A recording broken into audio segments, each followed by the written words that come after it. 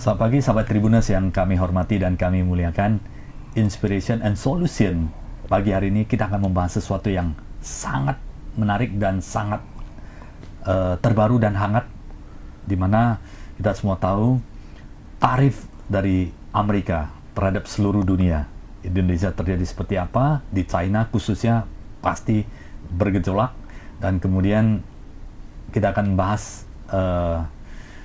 apa yang terjadi, implikasinya terhadap tarif yang dikenakan Amerika terhadap dunia seperti apa, khususnya di Indonesia, dan what we can do, apa yang kita bisa lakukan untuk menghadapi perang tarif yang saya kira adalah yang paling dahsyat yang pernah dilakukan oleh Amerika Serikat terhadap seluruh dunia. Tentunya bersama pakarnya telah hadir di studio Pak Darmin MBA, CIMBA. Beliau adalah peraih rekor muri di bidang pasar modal, dan kemudian turut hadir juga Pak David Leong, QWP. Beliau adalah trader analis yang sering kita minta keterangan dan kemudian informasi supaya bisa memberikan informasi yang berharga bagi kita semua, apa yang kita harus lakukan, yang dipersiapkan untuk bisa lebih baik lagi di bidang investasi dan pasar keuangan. Pak Darmin, ini beberapa hari lalu kan sesuatu yang menarik ya, di mana Presiden Amerika Trump memberikan tarif. Saya rasa ada berapa? 80 negara yang dikenai tarif ini. Variasi Indonesia tidak terlepas dari itu, 30% juga. Dan China tarif pertama dibalas, tarif kedua juga dibalas oleh Amerika 104, dan kemudian China 84%. Nah, ini sebenarnya apa yang terjadi, Pak Darmin? Apa yang menyebabkan Amerika begitu frontal menerapkan tarif kepada banyak negara di dunia, dan kemarin secara tidak langsung juga dapat tidak jadi ada freeze time ya? Ada freeze time selama 3 bulan, 3 bulan 90 hari, sehingga pasar kembali bergejolak. Ini apa yang terjadi, Pak Darmin? Jadi ini adalah satu riset di international trade, perdagangan internasional. Jadi di Amerika ingin mengurangi defisitnya. Jadi dia pelajari dengan negara mana, salah satu trading partner dia terbesar adalah China, dan trading defisit dia artinya dia imbalance. Jadi apa yang dia import, dia beli dari China, dengan dia jual ke China itu mengalami defisit. Jadi dia terapkan tarif tujuannya untuk mengurangi defisit ini. Jadi ini adalah man-made disrupsi yang dibuat oleh kebijakan manusia.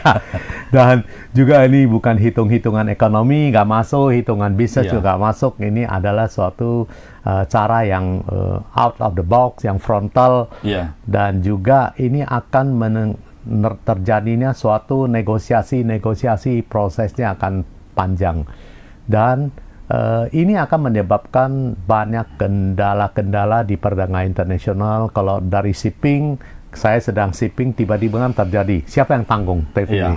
Jadi kita akan implikasi kalau tidak terjadi negosiasi antara pembeli dan penjual yang mau eksportir mau ke Amerika, siapa yang tanggung dan sebagainya.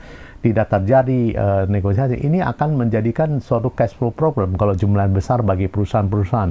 Jadi kita juga khawatirkan kalau perusahaan-perusahaan yang high leverage, yang hutangnya besar sekali, dengan tidak terjadi dia barangnya tertahan, sedang proses negosiasi siapa yang tanggung. Tidak, apalagi kalau barangnya itu bahan yang cepat rusak. Misalnya sayur dan sebagainya, itu akan kerugian yang sangat besar sekali. Kita akan sangat khawatir kalau perusahaan-perusahaan yang high leverage, artinya hutangnya besar sekali, kalau ini berlangsung cukup lama bisa kolaps perusahaan-perusahaannya. Jadi itu yang terjadi. Dan kalau kita analisa dua segi, sekarang kan Amerika terhadap pihak-pihak yang lain kan dia tunda 90 hari untuk Anda datang. Sowan ke saya, nego saya. Dan bahasanya sangat kasar ya. Jadi seperti datang untuk meminta bantuan. Bahasanya sangat kasar. Ya, dan hanya China yang belum tunduk kan. Jadi ini akan terjadi suatu riset.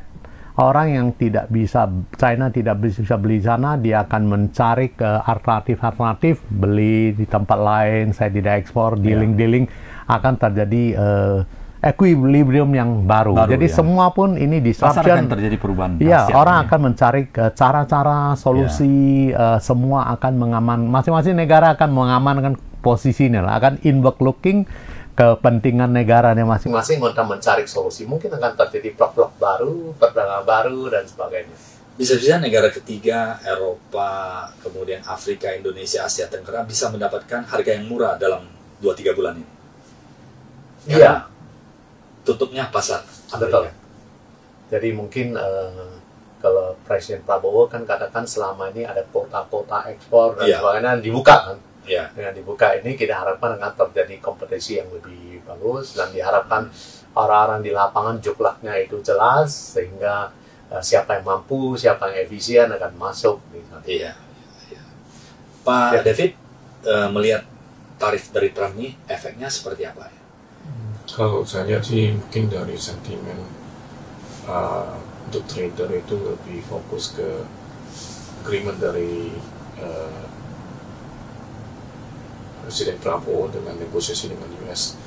Jadi itu kita lihat hasil akhir diskusi mereka untuk trading. Tapi kalau untuk yang long term kita lihat lebih ke those domestic consumption sih.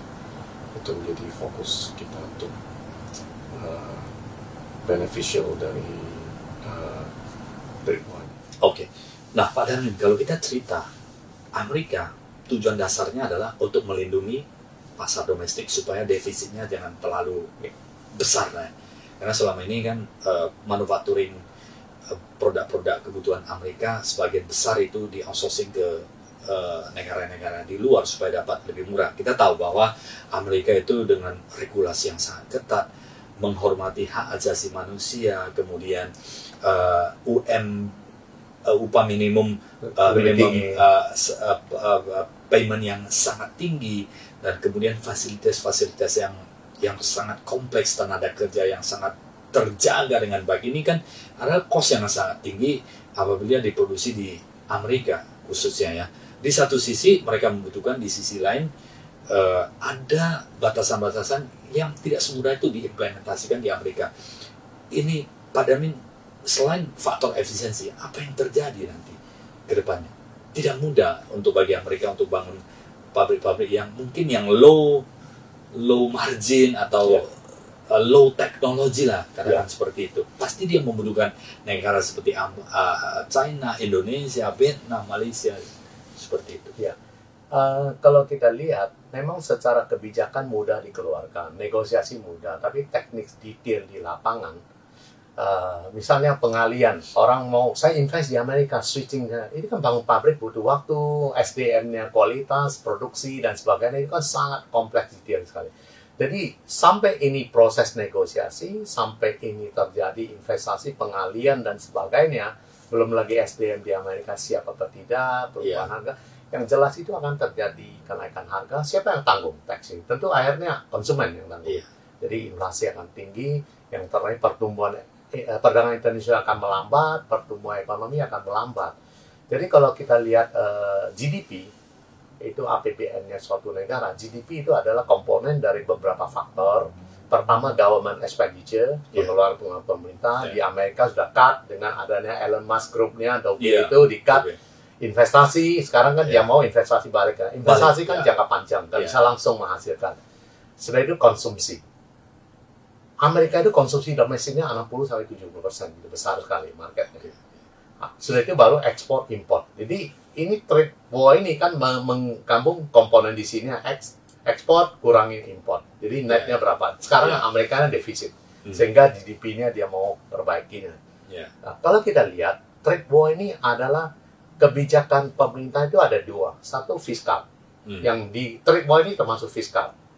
Setelah itu moneter. Moneter itu independen di Amerika. Itu Federal Reserve. Itu internal dalam negerinya Amerika. Di bank sentralnya Amerika, Federal Reserve. dia kan harapkan trade war ini dengan untuk stimulus ekonomi dengan melambat, diturunkan suku bunga, dicetak uang. Sedangkan bank sentralnya nggak mau. Kalau kita melihat Amerika itu superpower, Trump itu superpower di fiskal, tapi tidak superpower di moneter. Dia bisa kontrol, dia independen moneternya. Tapi kalau kita lihat, kalau dia mau cetak uang harus Fed yang tentukan. Dia nggak bisa memberikan persetujuan dan sebagainya. Lampu hijaunya di The Fed. The Fed ini nggak bisa dikontrol sama Trump. Nggak bisa. Dia independen. Independen. Jadi dia berusaha mau rubah ini, mau dibawa. Sedangkan kalau dia lihat China, semua satu komando. Xi Jinping ini superpower. Fiskal dia bisa, moneter dia bisa kontrol, dia bisa instruksikan, turun ke bunga, dia mau stimulus bajokannya kan sudah pernah dilakukan. Dia bisa stimulus bajokannya, dia bisa gerakan konsumsi domestiknya dan sebagainya. Wah, ini menarik ya. Berarti Presiden US tidak bisa intervensi The Fed. Ya. Dan itu apakah kemungkinan kedepannya akan dirubah undang-undang yang bisa satu komando? Itu akan butuh persetujuan daripada senatnya di Amerika. Sekarang kan dua kubu. Demokrat dan Republikan. Sekarang Demokrat kan sudah ada suara-suara mau impeach dia. Yeah. Sedangkan Republikan masih belum mau. Masih menjaga. Nah, kalau kita lihat di banyak di interview pihak Demokrat sudah banyak yang mengkritik dan juga ex-menteri keuangan Amerika sendiri, dia juga pernah menjadi gubernur bank sentralnya di Amerika. Yellen, Ibu Yellen di sana dia mengkritik bahwa ini disruptif ini, kebijakan trade war ini itu tidak baik bagi ekonomi. Apakah yang dikenakan tarif yang begitu tinggi, khususnya China, karena ingin perusahaan-perusahaan Amerika yang di China balik ke Amerika, atau memang itu mostly adalah perusahaan China yang dikenakan tarif tinggi, Pak Dar? Memang sebagian kan mereka mau menciptakan lapangan kerja dengan investasi di Amerika, banyak perusahaan, dan juga mereka ingin mengurangi defisit supaya dan tahun 2026 itu banyak jatuh tempo bondnya Amerika, treasury bill-nya, surat utang Amerika yang dipegang oleh seluruh dunia. Ya. Jadi pada waktu jatuh tempo bond ini suku bunganya kan tahun 2020 pada COVID kan hampir mendekati 0. Yeah. Sekarang kan suku bunga 4%-an. Yeah. Jadi dia ada juga analisis skenario yang mengatakan dia mau Fed turunin suku bunga, nanti kalau dia bondnya jual itu dia bisa beban bunganya lebih ringan dan sebagainya. Jadi ada banyak implikasi. Jadi kondisi ini sangat dinamis. Kita akan melihat day to day terjadi.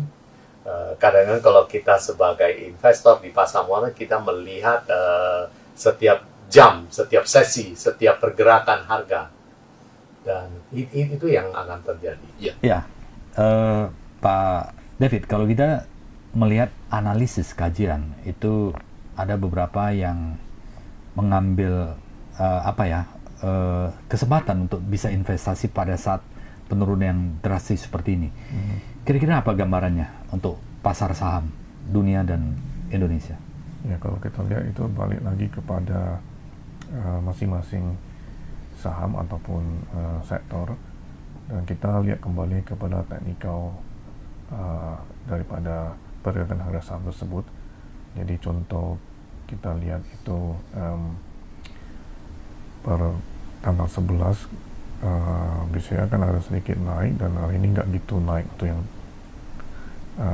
dan BRI sama BNI ada sedikit kenaikan. Jadi itu kembali lagi kepada analisis daripada teknikal tentang pergerakan harga saham dan juga kepada flow daripada fund asing tersebut. Sangat ada flow dari fund asing itu sangat mempengaruhi ya, Pak David ya. Oke, saya ke Pak Darmin untuk what we can do. Jadi pertama kita akan apa yang bisa kita persiapkan, Pak Darmin, supaya investor, pebisnis dapat menyikapi ini dengan bijaksana. Jadi kita akan melihat kalau kita sebagai pebisnis harus jaga cash flow dan juga harus lihat kembali kontrak-kontrak bisnis kita kalau kita eksportir ya, apa dengan tarif ini renegosiasi dan sebagainya. Kalau ini tertunda berapa lama, cash flow-nya bisa tahan berapa lama. Jadi dan juga cari alternatif pasar-pasar baru. Dan juga sebagai investor yang lebih liquid di pasar modal, kita harus melihat pertama rule number one dari Warren Buffett kan jangan rugi kan. Kalau sekarang posisinya ya mungkin banyak yang rugi. So, banyak rugi. Ya. Kita lihat di portfolio potensial loss kita berapa. Ya. Jadi kalau kita tidak punya dana lagi, kita tunggu waktunya mungkin lama. Ya. Jadi kita rugi mungkin 30% udah naik balik 30% itu mungkin lama. Dan juga harus kita evaluasi mana-mana saham itu ada beberapa model. Ya. Kadang-kadang saham kita yang L itu yang paling cilaka itu. Artinya kita beli di harga tinggi, dia turun tidur panjang. Ketika portfolio kita nggak bisa rescue lagi dia. Okay. Ada yang dia tidur panjang, lama baru naik balik. Yeah. Jadi mungkin berapa tahun baru balik modal. Itu kan lama. Jadi ada yang fee. Fee sekarang ini jarang lagi. Nggak mungkin ada fee lagi. Yeah. Jadi fee artinya turun 10%, besok naik balik 10%. Itu satu hari turun 10%, nanti naik balik 10%. Itu fee-nya sangat-sangat kecil peluangnya. Yang ada adalah seperti modelnya listrik. Jadi dia mungkin turun 5%, naik 3%, turun lagi 4%. Jadi kita harus tahu saham kita polanya mana. Jadi turun 3%, waktu dia turun 5%, naik 3%, kalau Anda beli yang bottom, Anda kesenang udah naik kan. Harus Anda ambil profit taking dulu kalau Anda traders. Jadi bisa lagi nanti bisa di bawah. lebih dalam lagi. Jadi masing-masing kita lihat, masing-masing saham itu beda-beda. Malahan sektor yang sama, misalnya hari ini perbankan, kita lihat 3 bank besar itu. BCA hari ini, pagi ini ya, tanggal 11 dia agak sedikit turun. Merah sedikit. Akhirnya rebound balik. Mandiri hijau, naik. Untung. BRI masih untung. BRI koreksi dalam. Jadi kita harus tahu di sektor yang sama 4 bank besar beda-beda perkembangannya. Jadi kita harus fokusnya, kalau kita trader, fokusnya ke yang masih bergerak, naik. So, kita baru untung naik kan.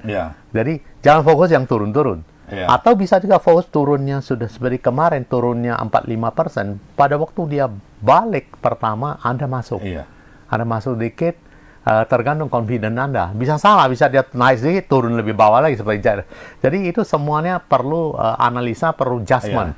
Perlu adjustment psikologi yang menentukan. Ini tentunya harus didampingi atau mendapatkan informasi dari ahlinya ya. Informasi dari sekuritas ya, sekuritas bisa cari, sahabat Tribuners bisa cari sekuritas ya, kalau ada yang belum menemukan sekuritas yang menjadi sumber informasi, silakan cari Panin Sekuritas untuk dapatkan informasi-informasi yang bisa membantu sahabat Tribuners untuk mengambil keputusan tepat ya, supaya bisa melewati krisis ini dengan baik, dan after krisis ini juga bisa mendapatkan potensi cuan kembali. Pada Panin, kalau kita cerita, ada investor yang sudah tertanam duitnya, artinya maksimum dana yang sudah digunakan untuk investasi, ya. Apa yang harus dilakukan? Kalau dia tidak ada pilihan lain, mau beli di bottom lagi, mungkin nggak punya dana lagi. Ya, jadi kalau dia gitu, dia harus kembali review portfolio dia. Mana-mana yang tidak punya potensi yang L itu dikatin, switchin ke yang bisa rebound lebih cepat. Jadi itu adalah satu cara restructure portfolio dia. Jadi dirubah portfolio dia. Jadi harus dia perhatikan, dirubah. Kalau dia tidak lakukan apa-apa, itu juga keputusan. Jadi kalau itu yang pada waktu market naik, sahamnya tidak naik, ya dia kehilangan peluang. Jadi ini fluktuasi besar ini adalah kesempatan bagi kita untuk ambil peluang. Tentu dengan memanage risiko tetap ada. memanage risiko. Bagi orang yang sudah tidak punya dana, Anda harus review portfolio Anda. Sama dengan harus berani cut loss. Ya, sama dengan Anda pedagang. Kalau di inventory Anda sudah mau expirednya, sudah mau cepat-cepat dah for fire sale. Jadi uang bisa beli lagi, muter yang lain dan sebagainya. Jadi itu prinsipnya sama. Oke, kalau masih memiliki dana cadangan, apa yang harus dilakukan, Pak? Maksudnya sektor-sektor apa yang masih boleh masuk? Atau emiten apa yang boleh masuk? Iya, sekarang kriterianya. Kita masing-masing orang mungkin psikologis pengambilan keputusan dan keahlian di sahamnya itu beda-beda. Kalau saya pribadi, saya fokusnya di 4 bank itu. Tetap fokus di di sana 4 bank. Ya. Dan sekali-sekali kita lihat Telkom, misalnya Telkom waktu 2090 terendah dengan dia naik balik ke 2.300, 10% lebih. Jadi kita akan melihat ke technical dan sebagainya, mana yang bergerak, kita switching mode. Kita tidak semua dana di satu bet. Jadi dan selalu kita punya masih punya, tidak kita full invest, masih punya cash ini ada opportunity pada waktu dia turun lagi kita punya uang untuk beli di harga bawah. Seperti halnya ada sempat freeze karena panik ya semua orang jualan. Itulah kesempatan kita bisa beli BCA, BRI di harga yang murah ya, Pak Darmin. Kalau masih banyak cadangan ya kita harus alokasi yang ada potensi, namun sekali lagi adalah yang memiliki fundamental yang bagus ya. Ya, dan juga dari segi valuasi yang masih wajar. Jangan kita lihat harga-harga saham yang turun lebih dalam waktu yaitu di Januari sampai sekarang turun puluhan persen, itu adalah saham-saham yang overvalue. Yang PE ratio-nya tinggi sekali, itu turunnya dalam sekali. Iya.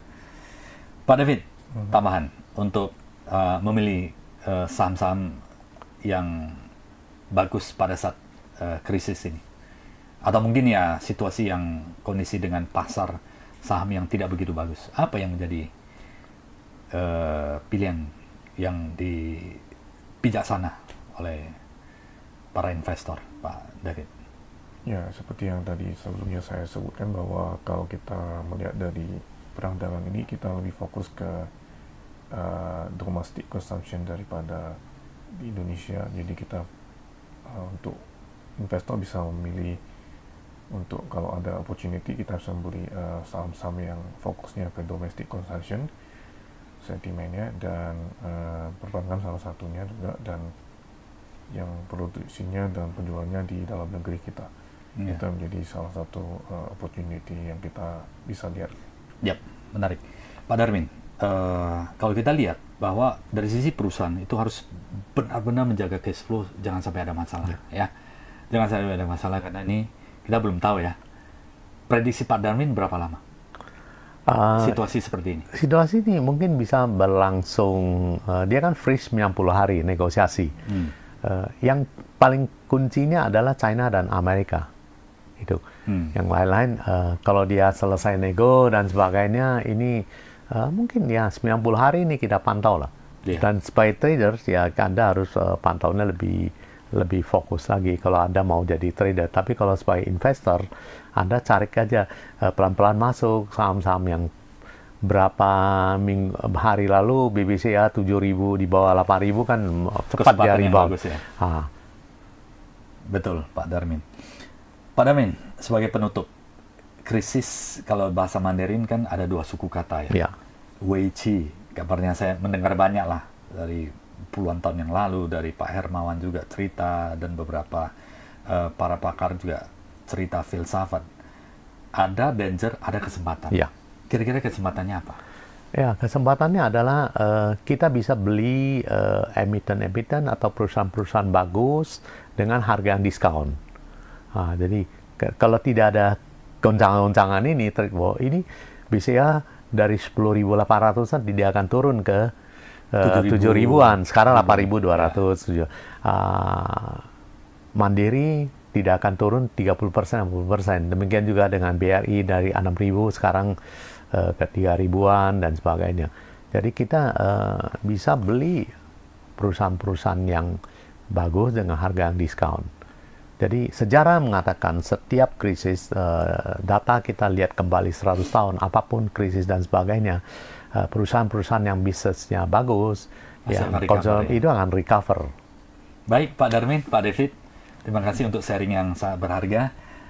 Sahabat Tribuners, semoga apa yang didiskusikan bersama Pak Darmin, pakarnya di keuangan dan pasar modal di Indonesia sudah cukup. Tribun sering mengundang untuk kita bisa diskusi detail, dan terima kasih juga Pak David ya. Semoga ini bisa menginspirasi, memberikan solusi, memberikan wawasan bagi kita bersama lebih wise di dalam manajemen keuangan perusahaan supaya bisa bertahan dan tunggu momentum untuk tumbuh kembali. Dan setiap krisis pasti ada peluang. Mudah-mudahan sahabat Tribuners memiliki peluang untuk lebih baik lagi ke depannya. Terima kasih sahabat Tribuners, sampai jumpa Inspiration and Solution yang selalu menarik untuk Anda. Terima kasih. Terima kasih. Cuan untuk kita semuanya.